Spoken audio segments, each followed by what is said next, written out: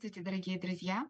Hola, Сегодня queridos amigos. у нас в Hoy гостях tenemos con nosotros a Михаил Mikhail Vovich Арушанов, доктор Arushanov, географических наук, doctor en профессор ciencias и geográficas, заместитель profesor y miembro Международной activo de la академии Academia наук. Internacional de Михаил Ciencias. Вович Mikhail опубликовал Vovich ha статьи publicado на тему artículos sobre 12 el tema del тысячелетнего ciclo de цикла 12.000 и años y ha самостоятельно llegado de пришел к forma выводу о independiente a la существовании conclusión de la этого цикла. existencia de este Михаил Вович, ciclo. добро пожаловать и Mikhail большое Vovich, спасибо, что bienvenido вы y нашли muchas gracias время por для dedicar нашего su tiempo a интервью. nuestra entrevista. Gracias por la invitación.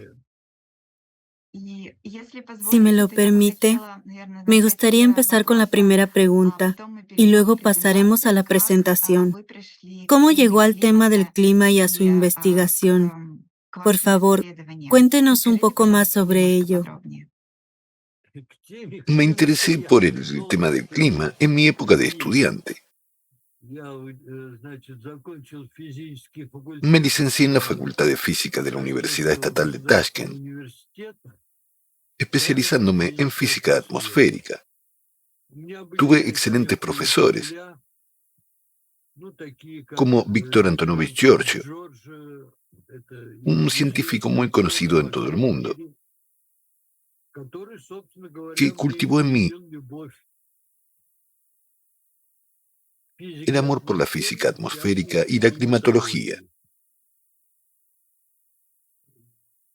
Llevo bastante tiempo trabajando en este tema. También tengo varias monografías. La última, conocida por ustedes, trata de la dinámica climática relacionada con factores cósmicos. Ciertamente, estamos familiarizados con su libro, así como su reciente artículo, y sabemos que ha preparado una presentación. Pasemos entonces a su presentación. De acuerdo. Entonces, me gustaría empezar con esto. Antes de hablar de las causas del cambio climático, es necesario entender primero qué es realmente el clima. Al hablar de clima, es esencial definir qué se entiende por el término clima. Existen numerosas definiciones de clima que comparten un enfoque común, que implica cambios meteorológicos a largo plazo y estadísticamente repetitivos en determinados intervalos de tiempo. En meteorología existe el concepto de periodo de referencia, es decir, un periodo de 30 años.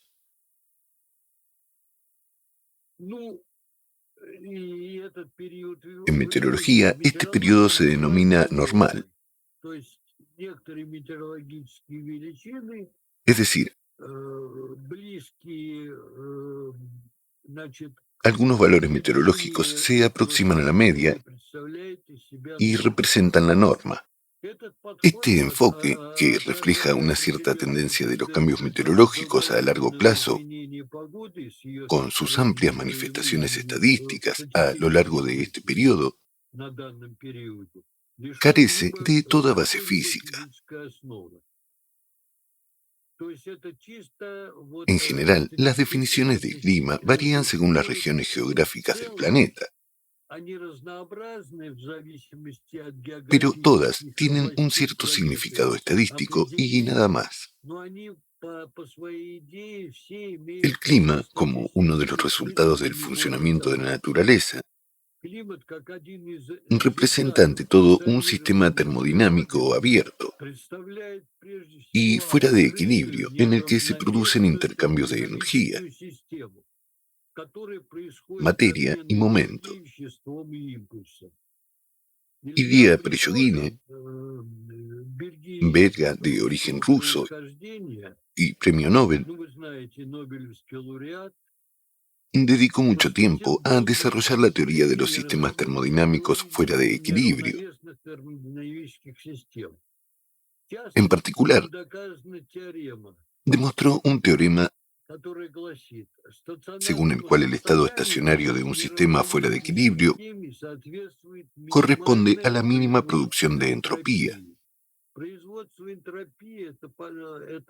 La producción de entropía es esencialmente la misma energía, solo que con alguna transformación. Este teorema apunta directamente al planteamiento de una definición cuantitativa objetiva física del clima. Para comprender más profundamente este enfoque, profundicemos en el concepto de entropía. El estado macroscópico del sistema climático viene determinado por un conjunto de parámetros: temperatura, presión, humedad, composición química, etc. Cada macroestado corresponde a un conjunto de microestados. Suponiendo que en un microestado se especifique el estado exacto de todas las partículas del sistema, para cualquier macroestado a una temperatura superior al cero absoluto, el número de microestados corresponde a un determinado macroestado detonado por W. Este parámetro, que denoto como W, se denomina peso estadístico o probabilidad termodinámica de este microestado. Esta cantidad está directamente relacionada con la entropía como relación entre la cantidad de calor y la temperatura, introducida por primera vez por Clausius en 1954. La entropía de Clausius se muestra como S igual Q dividido para T. Es decir, la entropía termodinámica, donde Q es la cantidad de calor y T es la temperatura absoluta.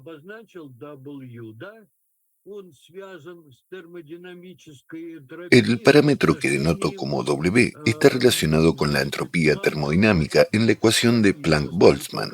Se muestra la entropía del estado del sistema. W, como he dicho, es el número de macroestados.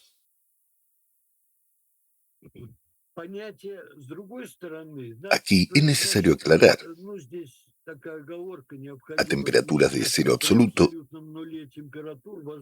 solo es posible un microestado W, igual a 1, donde la entropía termodinámica, naturalmente, es igual a 0.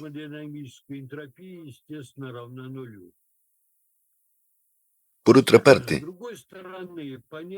el concepto de entropía como medida del caos fue aplicado por Shannon como medida del orden de un sistema. Observen que en la fórmula de Planck-Boltzmann el lado derecho está marcado con un signo más, que indica incertidumbre, mientras que en la fórmula de Shannon está marcado con un signo menos, el grado de orden del sistema. En la atmósfera terrestre y de otros planetas se producen potentes procesos disipativos, en los que la suma de energía cinética y potencial disminuye al converger, convirtiéndose en otras formas de energía, como el calor. A partir de la ecuación de balance energético, el cambio de energía en el tiempo denotado como B, se puede concluir que el planeta pierde tanta energía por unidad de tiempo como la que recibe. Sin embargo, en sentido estricto, esto se ha obtenido con suficiente precisión a partir de los datos de los satélites. La relación entre B y el flujo de radiación es inferior o igual al 8%. Aquí surge la pregunta: ¿cómo es posible que la entropía del sistema abierto de la Tierra permanezca prácticamente invariable durante un largo periodo a pesar de la presencia de potentes procesos disipativos? La razón radica en distinguir dos términos en el aumento de la entropía y su producción. como ya he mencionado anteriormente. El primer término de IES describe la transferencia de entropía a través de los límites del sistema.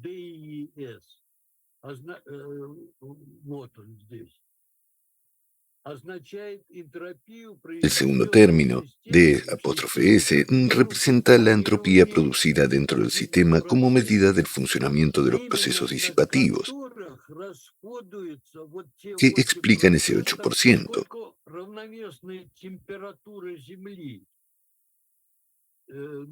Como la temperatura de equilibrio de la Tierra es inferior a la temperatura de la radiación solar, la entrada de entropía, mostrada aquí a la derecha, delta, en la Tierra es negativa, debido a la diferencia T menos T absorbida, temperatura de radiación. Básicamente, esta ecuación relativa a la afluencia de temperatura da respuesta a la pregunta planteada. El aumento de entropía se equilibra con la afluencia de deltas negativa, también conocida como negentropía, derivada de la diferencia de entropía absorbida por la radiación solar y la emitida por la radiación térmica. Es decir, de la diferencia que he mencionado. Así, la producción de entropía por un sistema abierto, fuera de equilibrio, es un indicador de su variabilidad. De ahí que la definición de clima se desprende directamente del teorema de Prigogine,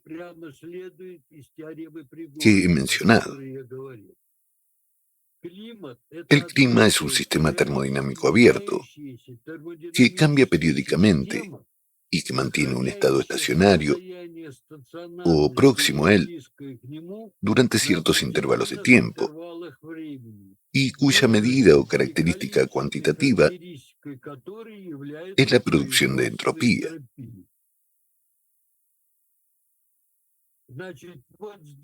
Aquí en esta diapositiva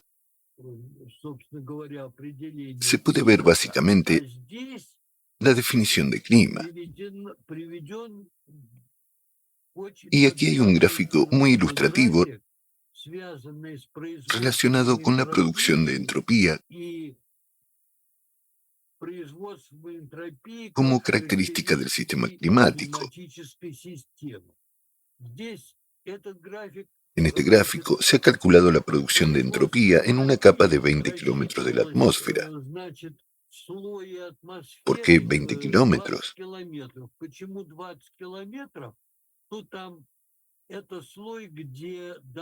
Esta capa tiene una presión de unos 0,2 milibares. Esto significa que el número de Knudsen sigue siendo inferior a 1, lo que caracteriza el estado de la densidad del medio. Por lo tanto, se eligieron estos 20 kilómetros para este análisis. Según esta fórmula, la producción de entropía se ha calculado utilizando datos de series temporales más largas, disponibles hasta la fecha, que son los datos de temperatura de Inglaterra Central.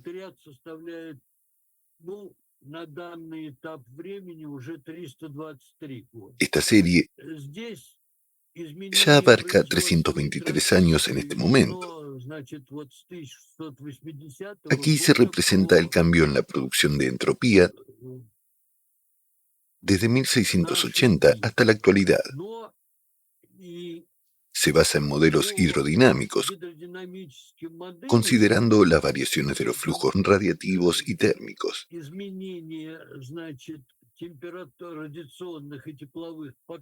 La producción de entropía se construye precisamente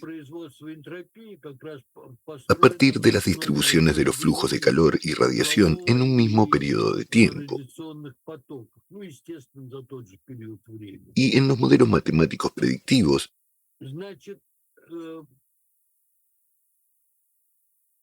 aquí la producción de entropía se da con una predicción.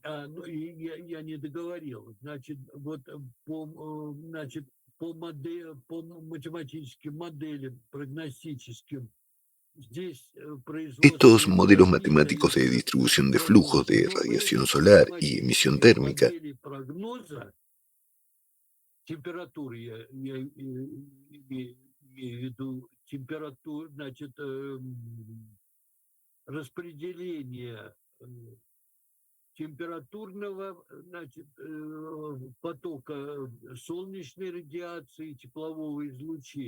tienen en cuenta una multitud de factores que indican que, a partir de un determinado momento, la temperatura empezará a disminuir.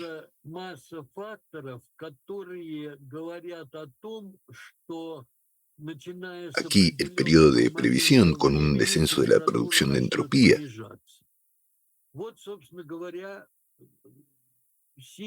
que esencialmente ya ha comenzado, está marcado en azul. En términos sencillos, empezaremos a sentir sus efectos más o menos a partir de 2025.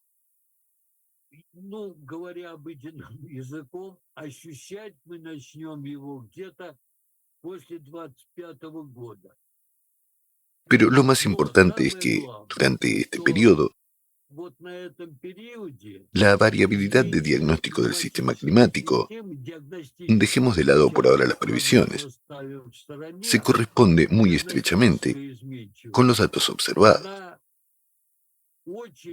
Por ejemplo, aquí se identifica muy claramente la pequeña edad de hielo y los periodos asociados a un enfriamiento relativo entre los años 30 y 50, a partir aproximadamente de los años 40, y así sucesivamente. Es decir, la producción de entropía indica inequívocamente la magnitud de los cambios climáticos.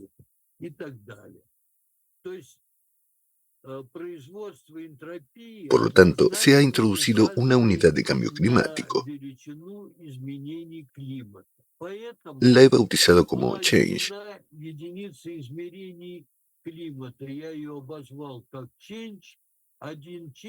Un change equivale a una décima de vatio por metro cuadrado Kelvin.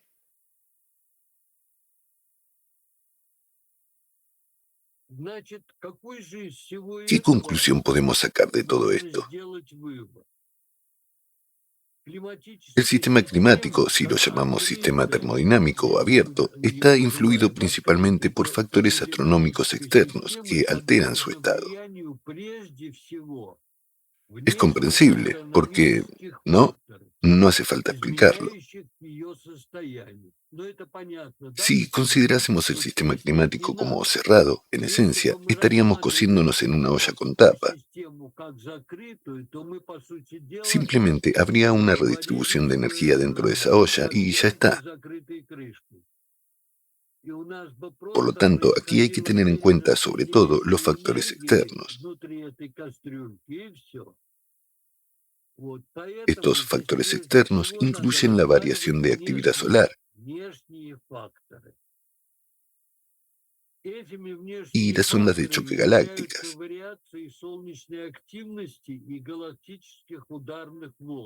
Hablaremos de ello más adelante. En esta definición del clima se utiliza la expresión que se repite regularmente. De ahí se deduce directamente que los factores que influyen deben seguir una cierta periodicidad. La tarea se reduce a identificar los factores externos que cambian con una cierta periodicidad. Esencialmente, para identificar estos factores es necesario resolver el problema inverso. obtener espectros de fluctuaciones a partir de conjuntos de datos geofísicos, meteorológicos, geológicos y de otro tipo, observados a lo largo de series temporales de más de 100.000 años. Como es sabido, tales datos no existen, al menos en lo que se refiere a los datos meteorológicos.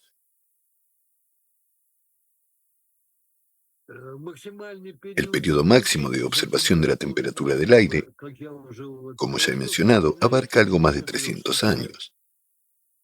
Sin embargo, existen datos dendrológicos reconstruidos sobre temperatura y CO2 a partir del análisis isotópico de núcleos de hielo de la Antártida y Groenlandia. Estos datos han sido sometidos a análisis espectral, wavelet y casual.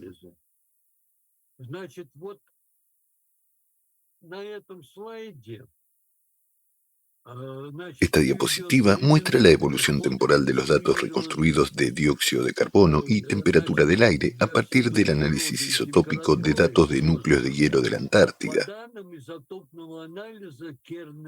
junto con sus espectros.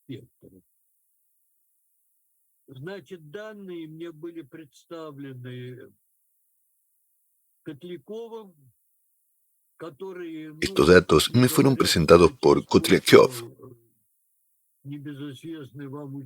que por cierto fueron utilizados por el conocido científico Oleg Sorokin, quien de hecho desarrolló la teoría del efecto invernadero. He aquí la evolución temporal.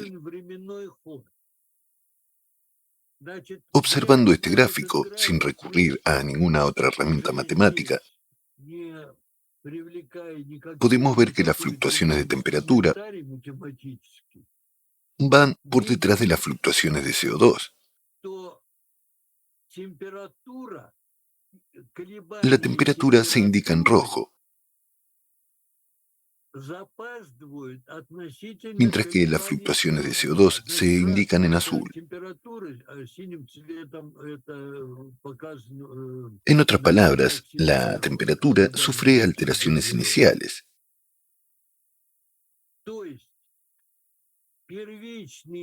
Mientras que las fluctuaciones CO2 son secundarias.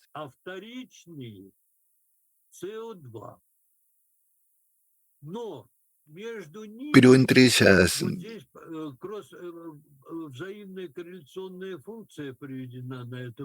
en este gráfico se muestra la función de correlación mutua como función del tiempo,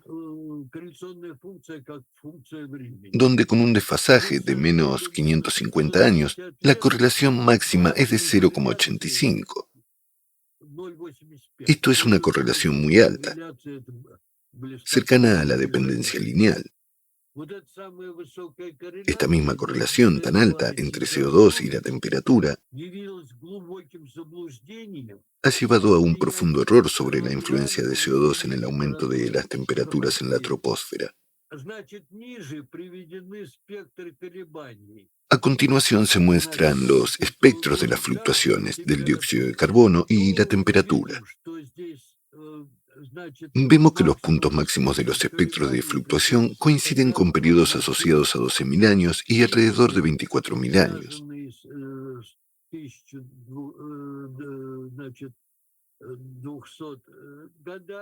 Este gráfico es, quizás, decisivo en cuanto a la relación entre la temperatura y CO2.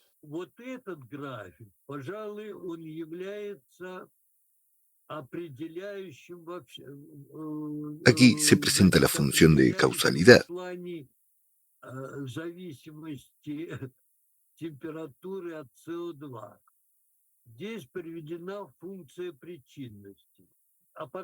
El aparato de análisis causal fue desarrollado por mí junto con el profesor Sergei Maratovich Karatev.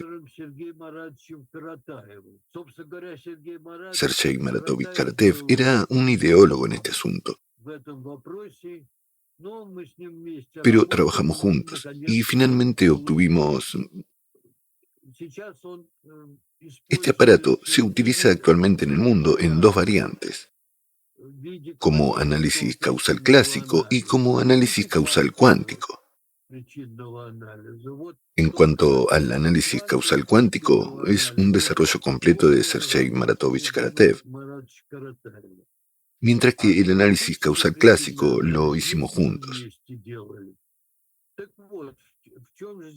Entonces, ¿cuál es la idea aquí? Una función de causalidad se construye sobre la base de entropías condicionales e incondicionales, lo que resulta en un parámetro de causalidad.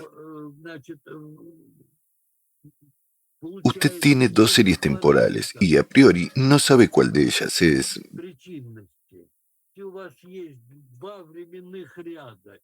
Naturalmente, está investigando algún proceso y no sabe cuál de estas series temporales en este proceso es la causa y cuál el efecto.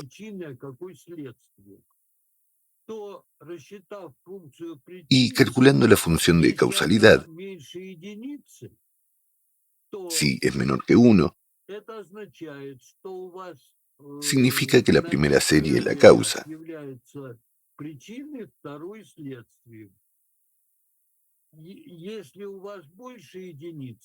y la segunda es el efecto. Si es mayor que 1, entonces obtiene causalidad inversa.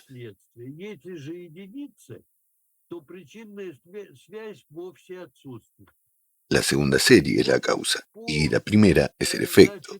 Si es igual a 1, entonces no existe relación causal alguna.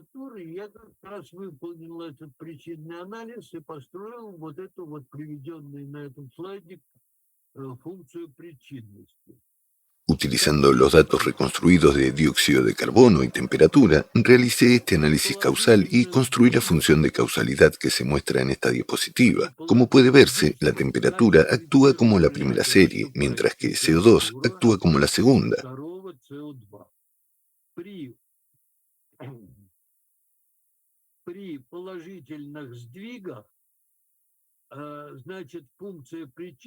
Con desplazamientos positivos, la función de causalidad se encuentra casi por completo en la región de causalidad normal.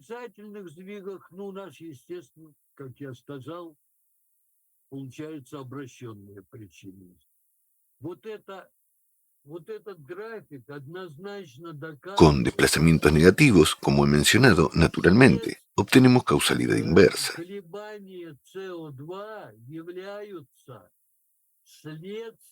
Este gráfico demuestra inequívocamente que las fluctuaciones de CO2 son consecuencias de las fluctuaciones de temperatura y no al revés.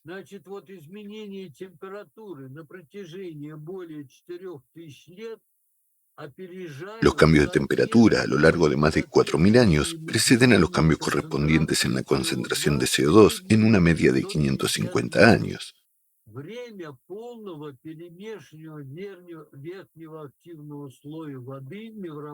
El tiempo de la mezcla completa de la capa activa superior de agua en el océano mundial, donde se encuentra la mayor parte del dióxido de carbono. Esta cifra de 550 años fue obtenida por el destacado oceanólogo Linekin, de quien hablaré más adelante. Mientras hablábamos, me preguntaron por las pruebas de los espectros de 12.000 y 24.000 años de fluctuaciones. Ahora estamos hablando de magnitudes geofísicas, pues se manifiestan vívidamente en la función Wavelet de amplitud. ¿En qué consiste? Se lo explicaré brevemente. El espectro de Fourier, inventado hace bastante tiempo y bien conocido por todos, muestra esencialmente el espectro integral de las fluctuaciones. El análisis Wavelet difiere fundamentalmente del análisis de Fourier en que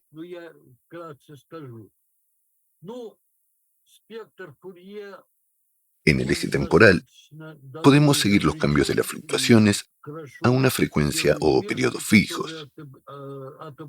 Esta es la diferencia fundamental entre el espectro Wavelet y el espectro de Fourier.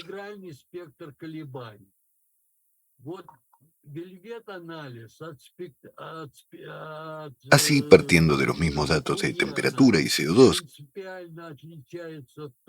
que he mencionado, se distinguen claramente periodos de 24.000 años.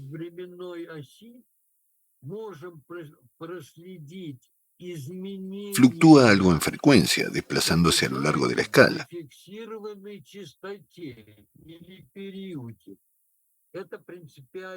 Como ven, no es exactamente una línea horizontal, pero se produce con cierto desplazamiento en torno a los 20-24 años, más o menos 4.000 años, mientras que las fluctuaciones de 12.000 años son bastante estables.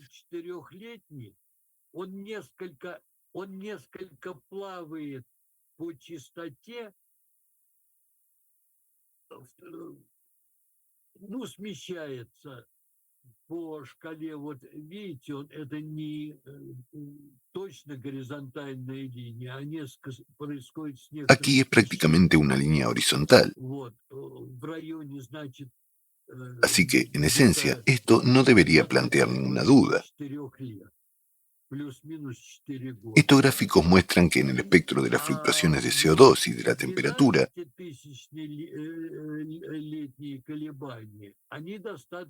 efectivamente existen estos dos ciclos de los que hemos estado hablando.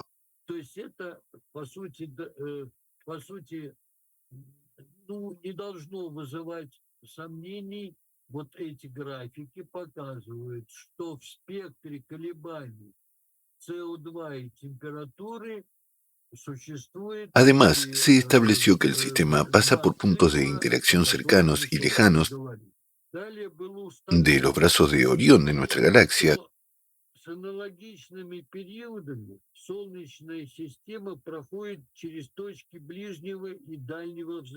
con periodos similares.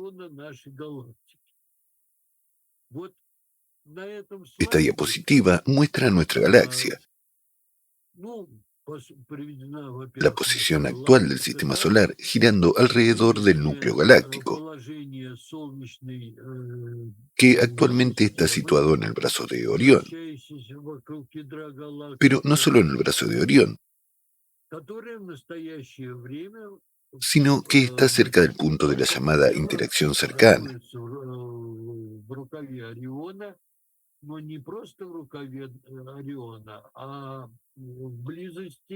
Hay un concepto de un punto de interacción cercana y lejana.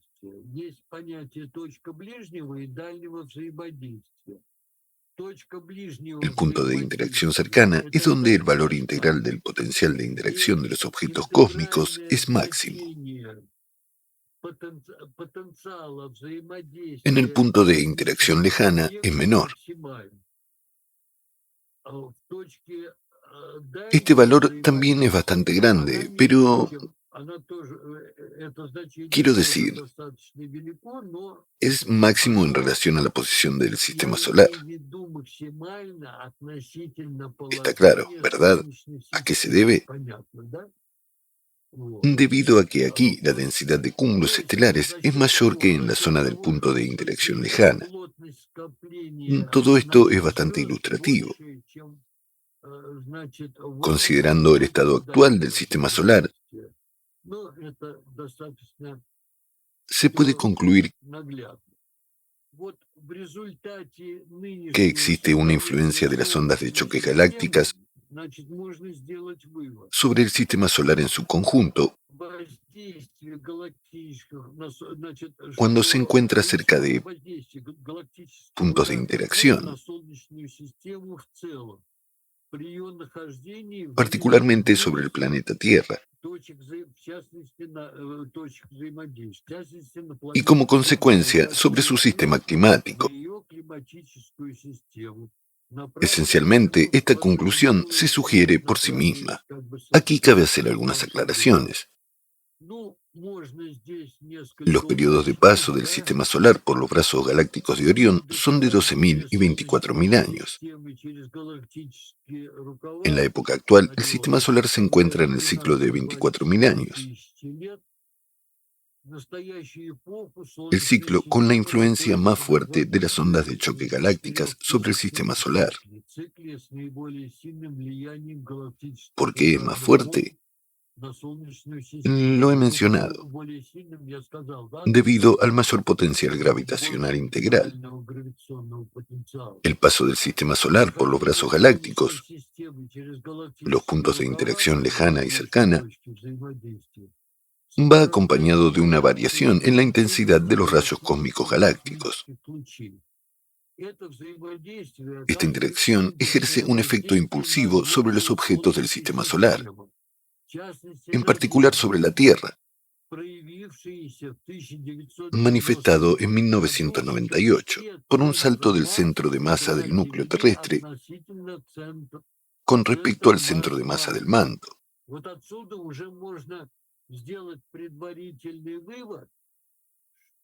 De esto ya se puede extraer una conclusión preliminar. El sistema climático, aunque responde, por supuesto, a factores externos, reacciona en primer lugar a cambios en el estado del núcleo de la Tierra. Ya saben que el núcleo de la Tierra es responsable del campo magnético.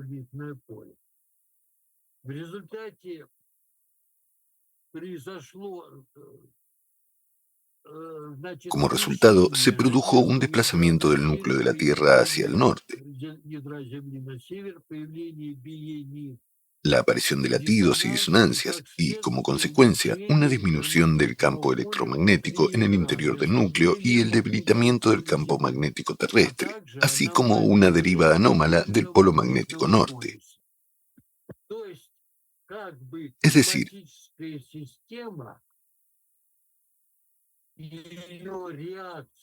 el sistema climático y su respuesta a factores externos se manifiestan en cambios en el núcleo de la Tierra, pero en realidad no solo de la Tierra, también de todos los demás planetas. En esta diapositiva he mostrado la cadena de causas y efectos de los cambios en el sistema climático del planeta Tierra y sus cambios globales desde mediados del siglo pasado hasta la actualidad. En la siguiente diapositiva, ahora pasaremos a la siguiente diapositiva, los factores externos se muestran en la parte superior. Radiación cósmica, interacción gravitatoria de los planetas del sistema solar, radiación solar. A continuación, vienen los factores internos, directamente relacionados con la Tierra. Si consideramos la atmósfera y la Tierra en su conjunto como un sistema unificado, a continuación vienen los factores internos. Y el primero de los factores internos, como se puede ver, es el núcleo externo. Las excursiones del núcleo externo conducen a cambios en el calor geotérmico,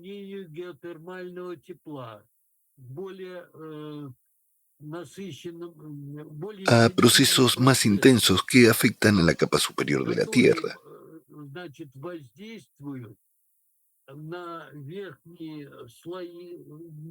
La litosfera.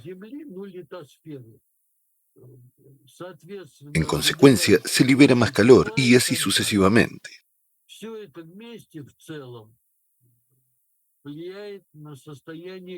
Todo ello afecta al estado del sistema climático, provocando un aumento de la actividad volcánica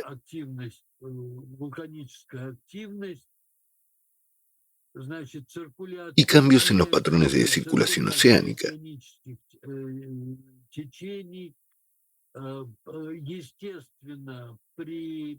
Naturalmente, durante las excursiones del núcleo de la Tierra,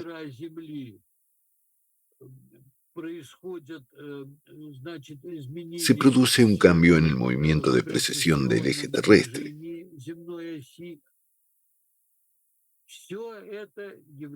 Todo ello es el resultado de cambios en el sistema climático. En realidad, en este gráfico, los cambios observados en el sistema climático se presentan como un hecho, manifestados en el cambio del número de fenómenos especialmente peligrosos, como, en primer lugar, el número total de catástrofes. ¿Recuerdan que cuando hablé del núcleo de la Tierra mencioné el año 1998? Hay una razón para ello. Desde 1998, el número total de sucesos catastróficos aumenta exponencialmente,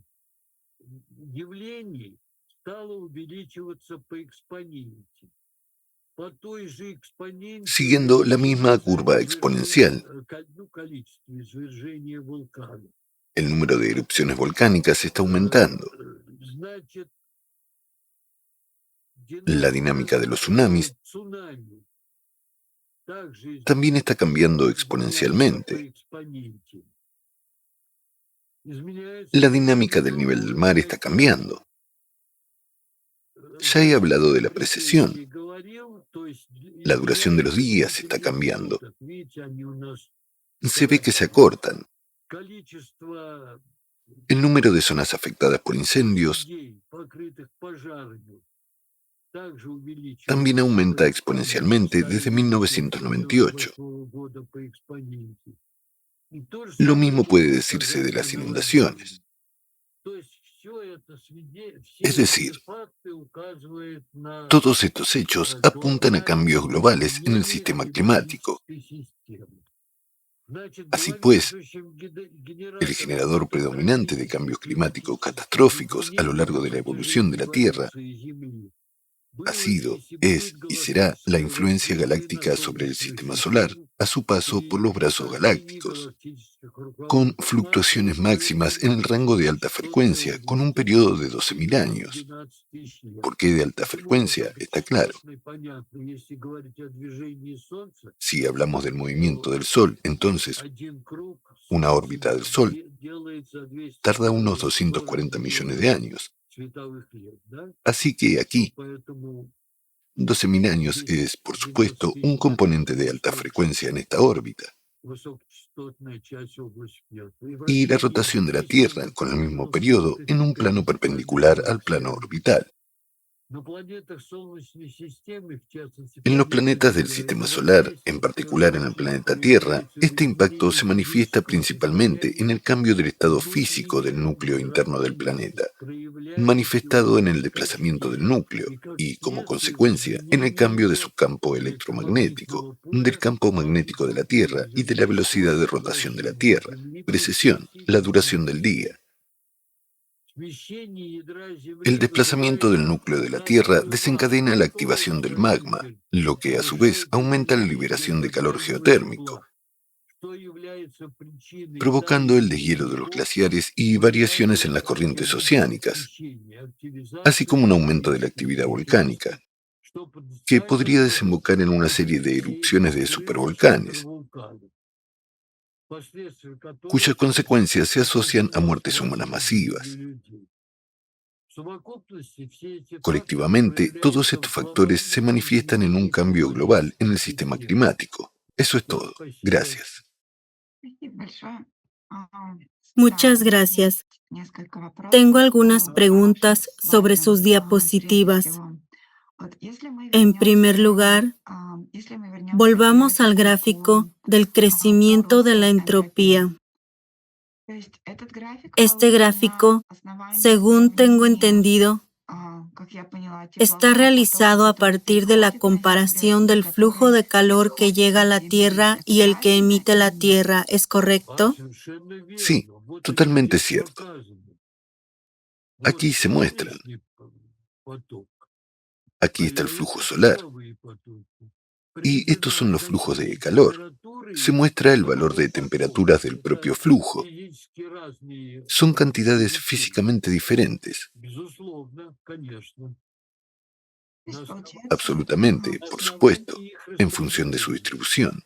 Михаил Mikhailovich, mi pregunta es, ¿cómo se relaciona esto con el ciclo de 12.000 años? Y aparentemente todas las tendencias indican ahora un aumento de las temperaturas. Cuando hablamos de la producción de entropía,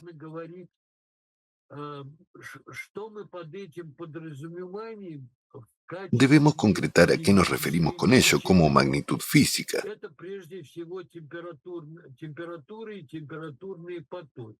Se trata,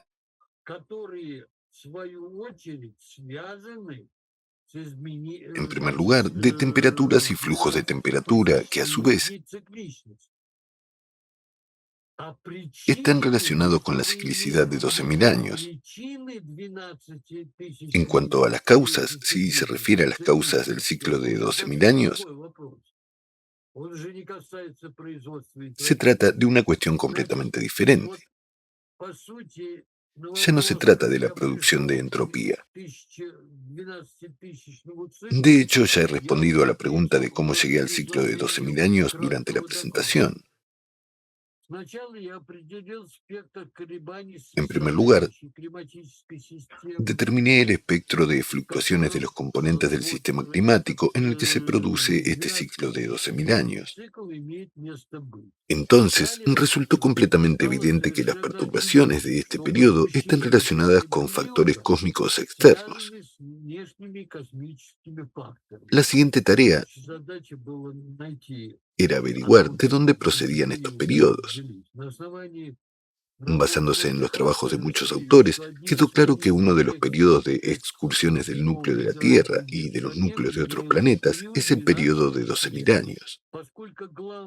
Dado que el principal factor de influencia sobre el núcleo terrestre, además de las variaciones de la actividad solar, es la radiación galáctica, era natural suponer que esta influencia se manifiesta en la disonancia del núcleo terrestre en el periodo correspondiente.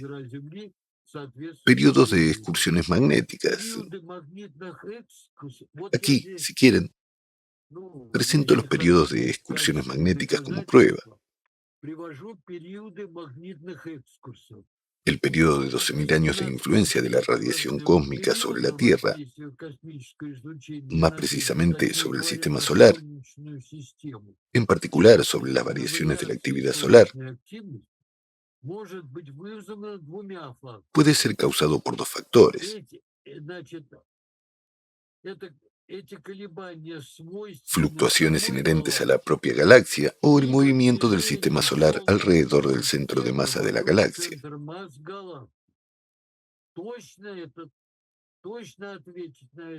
Ahora mismo no estoy preparado para dar una respuesta precisa a esta pregunta. Entonces, ¿qué tenemos? Tenemos absolutamente ciertos periodos de excursiones magnéticas que son múltiplos de 12.000 años. Las excursiones geomagnéticas del núcleo de la Tierra solo pueden ser causadas por factores externos. Creo que esto es obvio, y es difícil especular más aquí.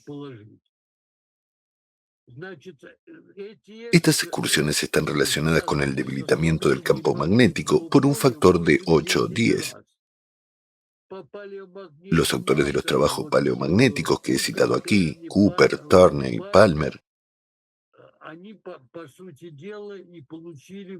ellos de hecho no encontraron estos ciclos que son múltiplos de 12.000. Cooper, Turner y Palmer plantean la pregunta: ¿afectan las inversiones del campo geomagnético al clima de la Tierra? Al final del documento responden positivamente a esa pregunta. Es un estudio bastante profundo. A los interesados les sugiero que lean este artículo. Muchas gracias. Gracias. Tengo una pregunta sobre el artículo que ha mencionado, sobre los cambios de temperatura durante más de 100.000 años, es decir, superan a su correspondiente cambio en la concentración de CO2 en una media de 550 años. Usted mencionó en su presentación los trabajos del profesor Linейкин. ¿Podría hablarnos más sobre el tiempo de la mezcla completa de la capa de agua en el océano mundial? ¿Cómo se manifiesta? O tal vez proporcionar ejemplos que también se mencionan en sus otras obras.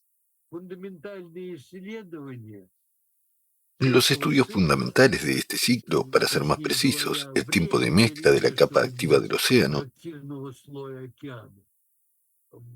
fueron realizados por Pavel Samoilovich Linейкин.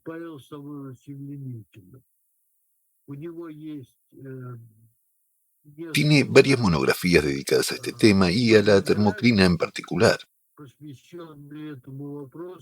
Allí hablo de ello en detalle. Pueden consultarlo.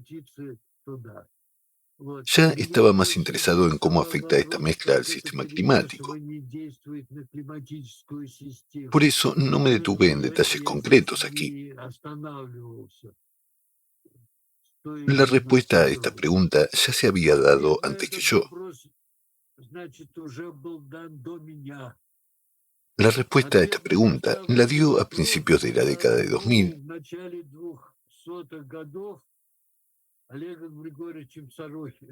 Oleg Georgievich Sorokhtin.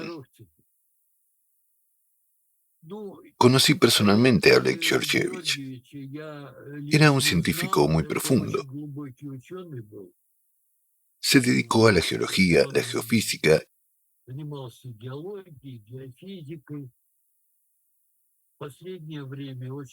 y antes de su muerte se dedicó muy activamente a la climatología.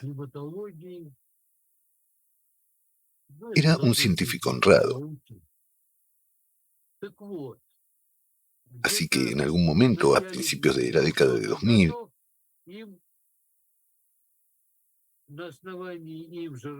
basándose en su propia teoría adiabática del efecto invernadero, llegó a esa misma conclusión que he mencionado. Es decir, tenemos casi un 100% de coincidencia en nuestros resultados. Es decir, ya en los años 2000, dijo que la temperatura es la causa de los cambios en CO2, y no al revés. Entonces, ¿cuál es su teoría? Es bastante simple y obvia, pero sencillez no significa falta de rigor. Está rigurosamente demostrada. La teoría adiabática del efecto invernadero que desarrolló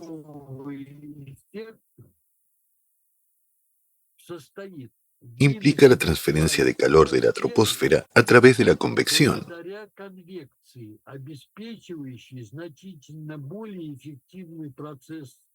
que proporciona un proceso de transferencia de calor mucho más eficaz que la radiación. Esta conclusión se ve respaldada por los datos experimentales de la perforación de la capa de hielo de la Antártida, presentados por un grupo de científicos rusos y extranjeros. Aquí mencioné los trabajos de Mojov, Bezberny, Karpenko, Fisher, Wallen, Smith, Mastroianni y Decker, en los que los datos de los núcleos demuestran básicamente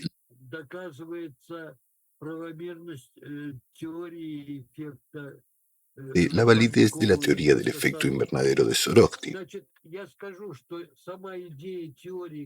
Diré que la idea misma de la teoría de la exportación convectiva en la teoría adiabática del efecto invernadero de Sorokhtin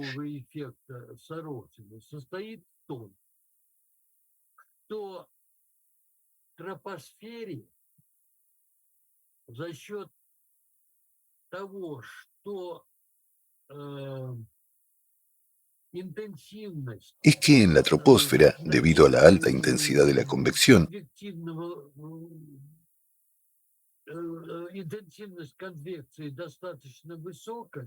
las partículas son transportadas de la troposfera a la estratosfera.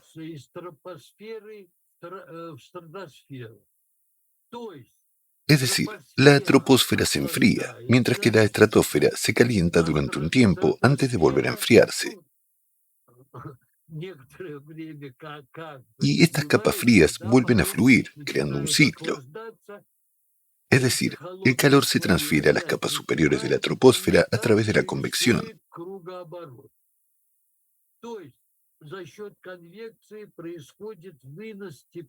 ¿Cómo se relaciona esto con la mezcla? Saben que alrededor del 90% de todo el CO2 de la atmósfera se encuentra en el océano.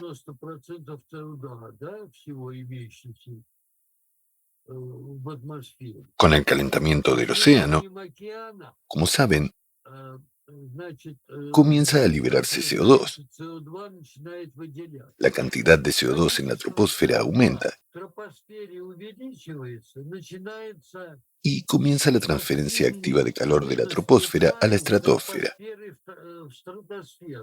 La troposfera comienza a enfriarse. Pero hay un punto importante relacionado con el tiempo de retraso, esos 550 años. Se trata de un punto muy importante. La cuestión es que la inercia térmica del océano es mucho mayor.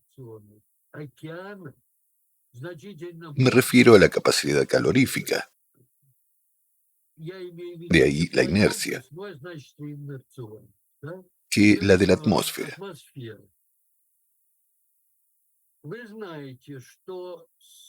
Saben que a medida que el océano se calienta, aumenta el número de partículas que libera.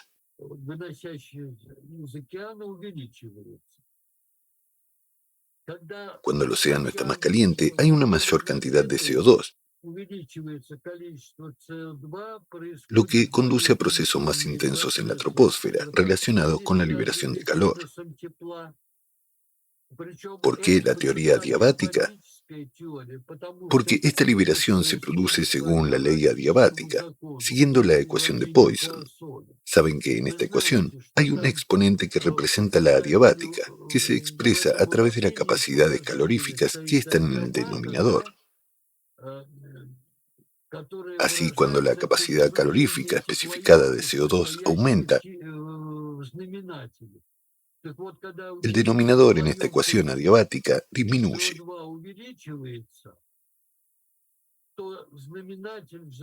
En otras palabras, la temperatura baja. Así de simple. Todas las cosas brillantes son siempre simples.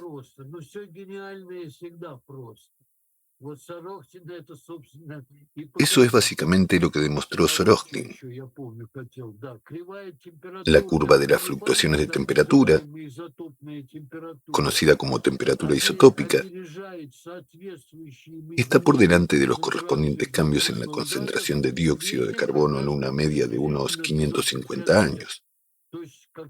Precisamente el tiempo de mezcla completa de la capa activa superior en el océano mundial. La temperatura isotópica, o más exactamente las fluctuaciones de temperatura,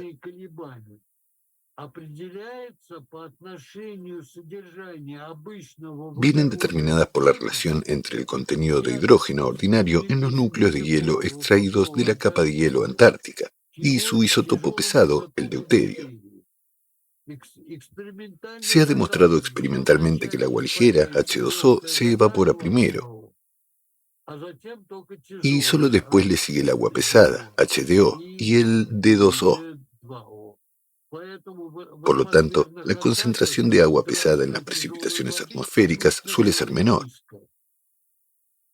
Cuanto más caliente está el agua del océano, menor será la relación deuterio-hidrógeno en las precipitaciones atmosféricas.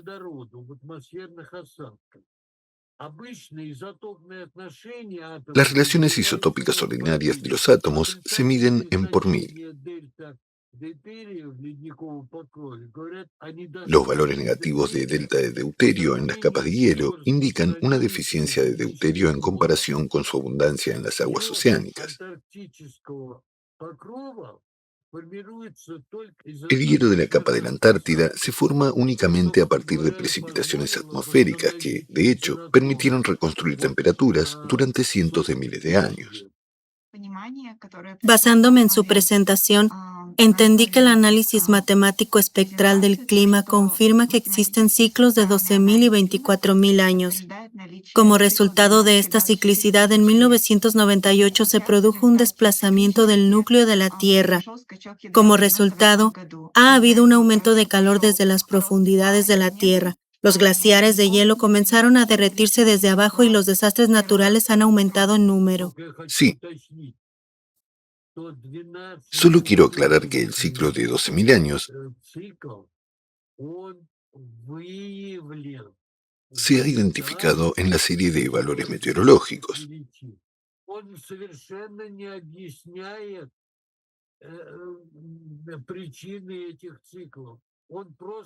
No explica las razones de estos ciclos, simplemente reconoce su existencia, nada más. Y en realidad hay dos formas de explicarlo, como ya he mencionado.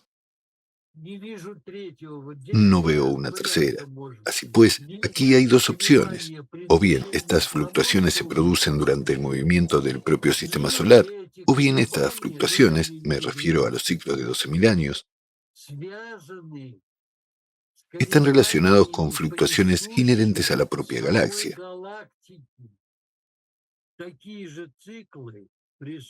Ciclos similares están presentes en las fluctuaciones del núcleo de la Tierra.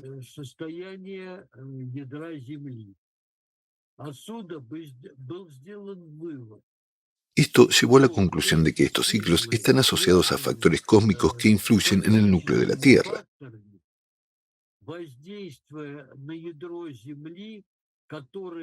lo que a su vez afecta al sistema climático,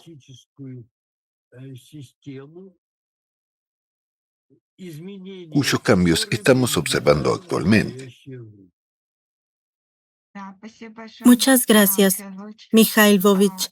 Tengo preguntas sobre las ondas de choque galácticas. ¿Qué son estas ondas? ¿Cómo afectan al sistema solar? ¿Y cómo afectan al núcleo de la Tierra? Diré de entrada que el núcleo de la Tierra se ve afectado directamente por la radiación galáctica y por las variaciones en la actividad solar. ¿Qué son estas ondas de choque galácticas?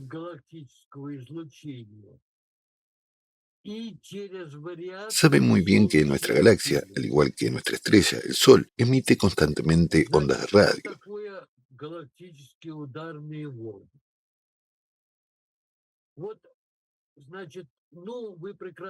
La propia galaxia influye en el sistema solar y en la Tierra, por supuesto, continuamente.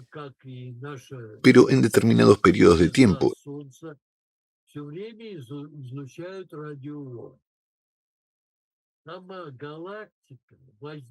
el sistema solar se aproxima a algunas regiones más densas existentes en la galaxia.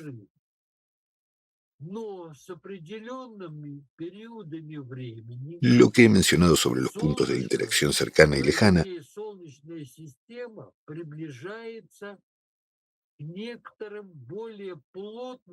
son precisamente esas regiones más densas.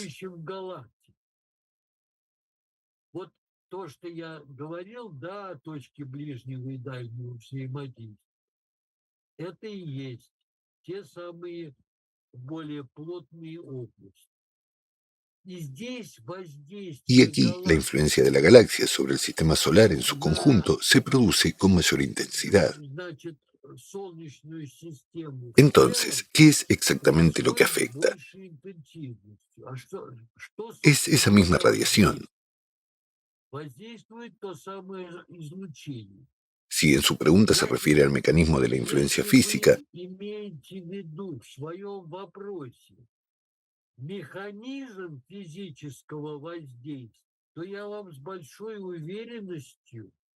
puedo decirle con toda confianza que nadie le dará ahora mismo una respuesta precisa a esa pregunta.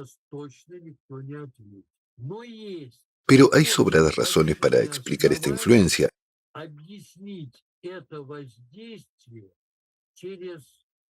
a través de una nueva, o mejor dicha, vieja, diría incluso bien olvidada, teoría de la heterodinámica. De hecho, nuestros científicos rusos como Lomonosov, o Mendeleev, Umov, intentaron desarrollar la heterodinámica.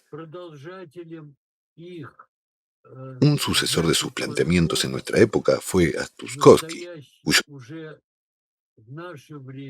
discípulo, Eugen Mikhailovich Asharov, se dedica ahora muy activamente a ello. ¿Por qué he recordado la heterodinámica? ¿Por qué estoy hablando de ella? La propia heterodinámica es objeto de una larga conversación, pero diré esto. Desde la perspectiva de la heterodinámica, esta interacción quizá podría explicarse. En principio ya puede explicarse.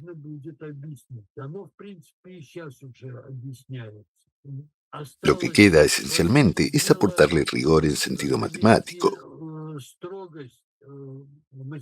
construir un sistema de ecuaciones que describa rigurosamente todo esto,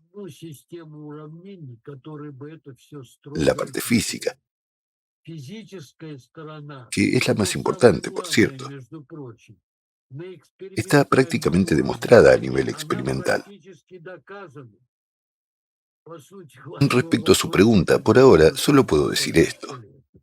Да, спасибо Muchas большое. gracias. Да, действительно, это, конечно, Efectivamente, не самый no es la самый простой pregunta más вопрос. sencilla. Да. Sí, está lejos de ser una pregunta sencilla. En cualquier caso, lo diré una vez más, no hay explicaciones convincentes desde el punto de vista clásico. En la Вы в слайде diapositiva, приводите usted enumera los список supervolcanes que супервулканов, podrían которые, activarse durante este возможно, будут ciclo. активированы на ¿Cómo ha протяжении llegado a la данного conclusión цикла. de que estos Как вы пришли supervolcanes к en выводам, что concreto podrían конкретно эти entrar en супервулканы erupción? могут взорваться? No es tan difícil.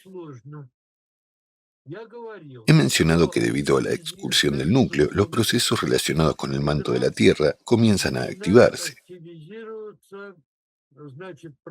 La convección del manto comienza a aumentar, es decir,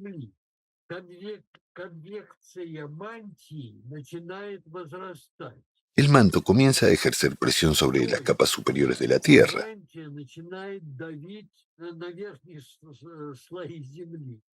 He hablado de los volcanes profundos, los supervolcanes.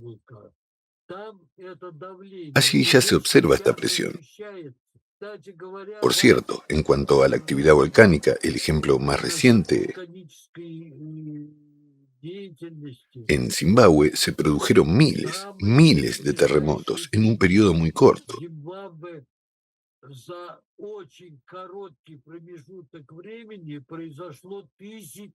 Me temo que ahora mismo no recuerdo el marco temporal exacto, pero es muy pequeño.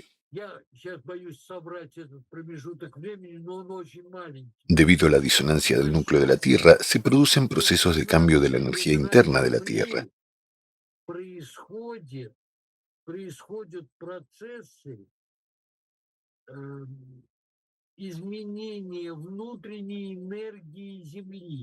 Es decir, la energía asociada al núcleo de la Tierra.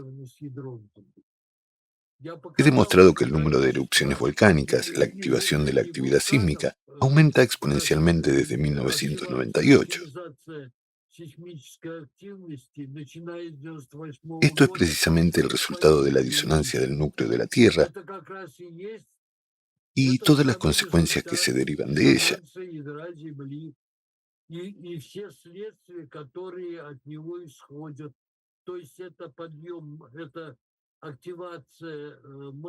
Como la activación del manto, el calor geotérmico y otras cosas relacionadas con la actividad sísmica.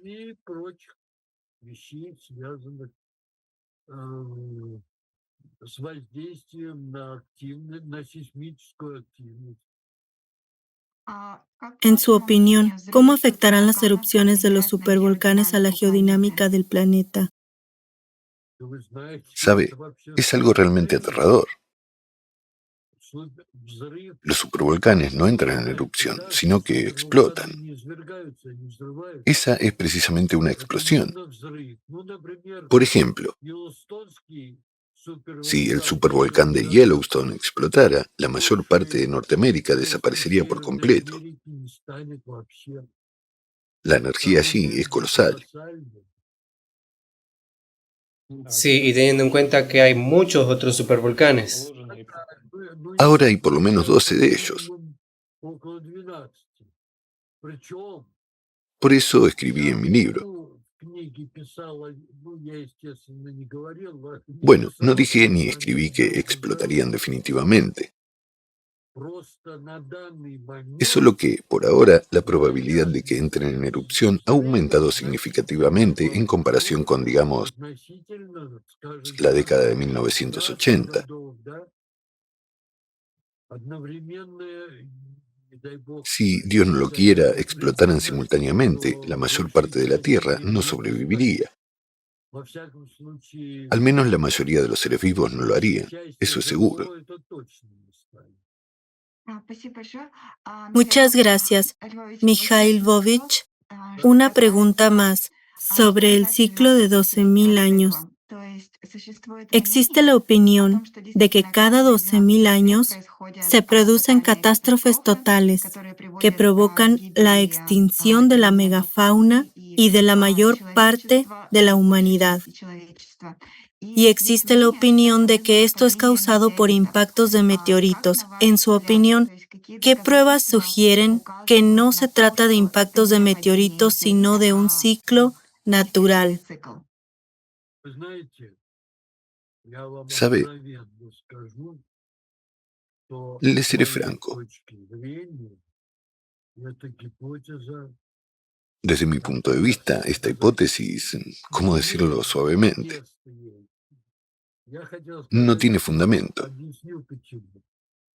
Quería decir, es una tontería. Le explicaré por qué. El caso es que dudo mucho que los meteoritos puedan caer con un periodo de 12.000 años. En cualquier caso, si asumimos tal hipótesis, debe haber alguna base para ello. Si hay base para la hipótesis de que un meteorito, y desde luego uno grande, claro, eso se sobreentiende, debe caer. Entonces, bueno, yo no acepto esta hipótesis desde ninguna perspectiva. No sé. Me gustaría conocer su opinión sobre las consecuencias si no aceptamos la ciclicidad de 12.000 años como causa principal del cambio climático. Pero insistimos en que el cambio climático es de naturaleza antropogénica. ¿Qué consecuencias ve usted? En mi opinión, ahora todos los esfuerzos de los científicos del mundo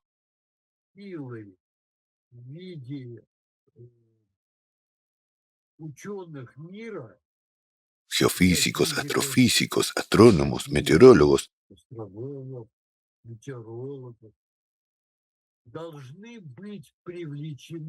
deben dirigirse precisamente a la pregunta que usted me hizo.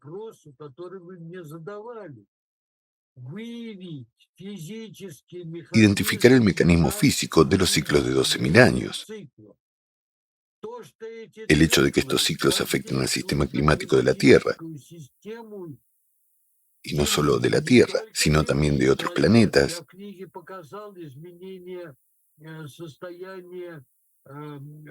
En mi libro mostré los cambios de circulación en Júpiter, en Venus.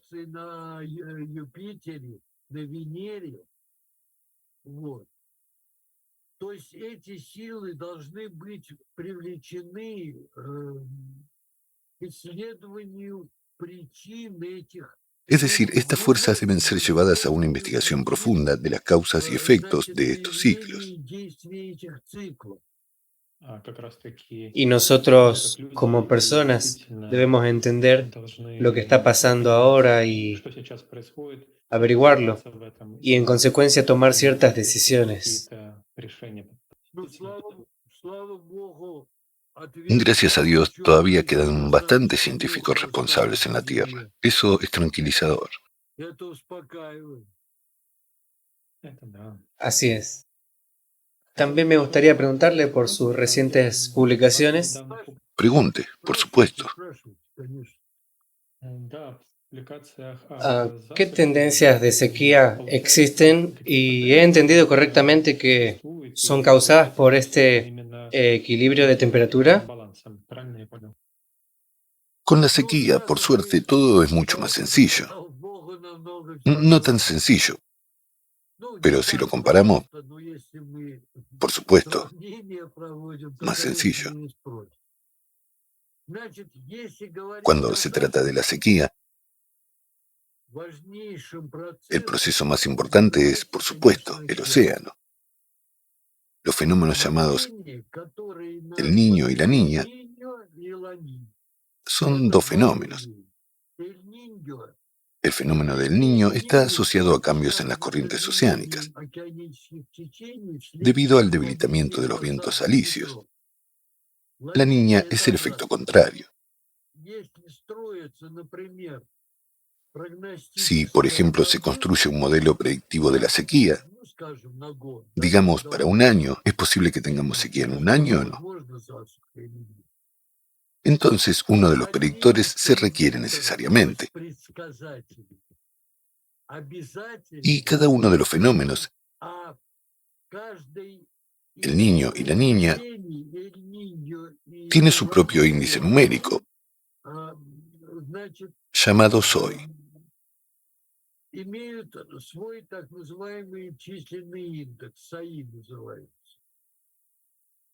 Es decir, para cada estado de este fenómeno basado en datos sobre la temperatura del océano y otros datos,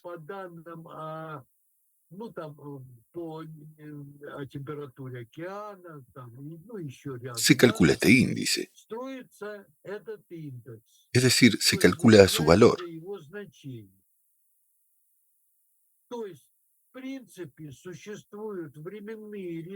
Existen series temporales de estos índices que se pueden utilizar cuando construimos un modelo dinámico y estadístico para predecir la sequía. Y entonces este índice debe incluirse necesariamente en este modelo como uno de los predictores. Es decir, lo que ocurrirá en el futuro con la sequía. A la hora de diagnosticar la sequía, es necesario tener en cuenta la ubicación geográfica. Cuando se habla de diagnosticar la sequía, se especifica una zona geográfica concreta.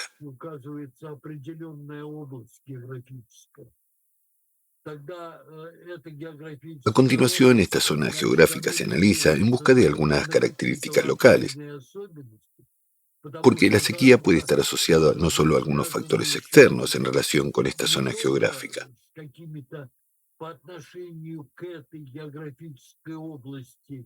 sino también a características locales. Y una cosa más, que es la más importante, y esto ha sido demostrado por muchos científicos,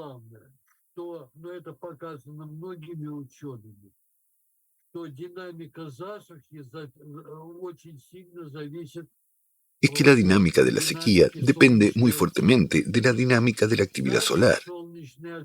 Más allá de la actividad solar,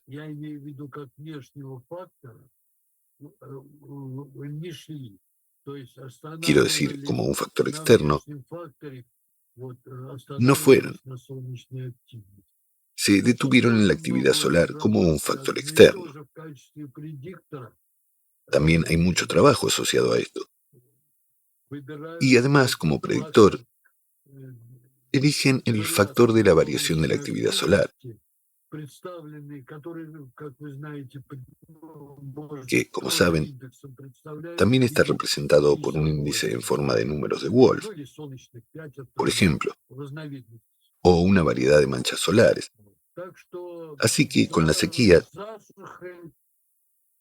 todo el mundo lo tiene más o menos claro. Me gustaría preguntarte, Mikhail Lvovich, sobre el tema más importante. ¿Qué debemos hacer nosotros, la gente, en esta situación? ¿Qué solución ve usted y qué debemos emprender?